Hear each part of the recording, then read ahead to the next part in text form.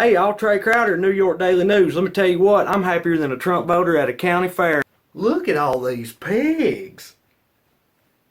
Hell yeah.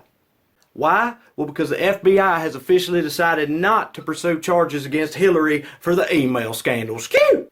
And I'm thrilled, mostly because this means that this bullshit is not going to be the mechanism through which Donald Trump walks away with the presidency. Y'all look, I'll be devastated, but if he actually wins the vote, then whatever. I mean, don't get me wrong, our future will turn to ashes before our very eyes, and hope will well and truly be eternally dead, but at least that's the way it's supposed to work. But if he got it off some bullshit scandal like this, oh my God, I'd be like a redneck version of that blonde lesbian in The Matrix.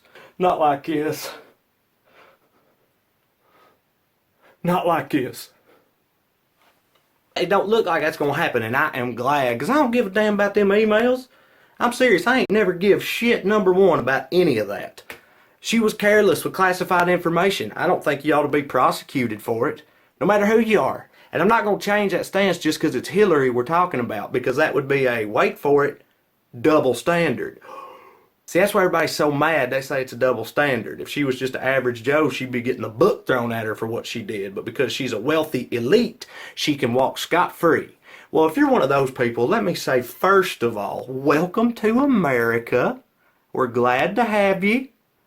Unless you're a Muslim, in which case some of us are... Yeah, that ain't news. But secondly, I think it's debatable that this even is a double standard, because the FBI said that no reasonable prosecutor would pursue criminal charges for this offense, but that normal people would be subject to consequences from their employer. Well, in this instance, Hillary's employer is basically the voters. She could still face consequences if people choose to not vote for her.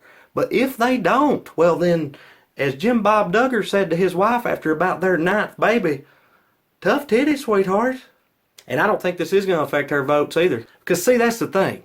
Hillary could email Kim Jong-un my social security number and a picture of my wife's titties, and I'd still vote for her over Donald Trump. If y'all had a viable or even a reasonable candidate, then Hillary might face some actual consequences from this. But because you chose to nominate a cross between Scrooge McDuck and a pro wrestling manager, well, here we are. So before you go blaming the oligarchy or the system or the attorney general or libtards or whoever, at least consider the idea that you really ain't got nobody to blame but yourself.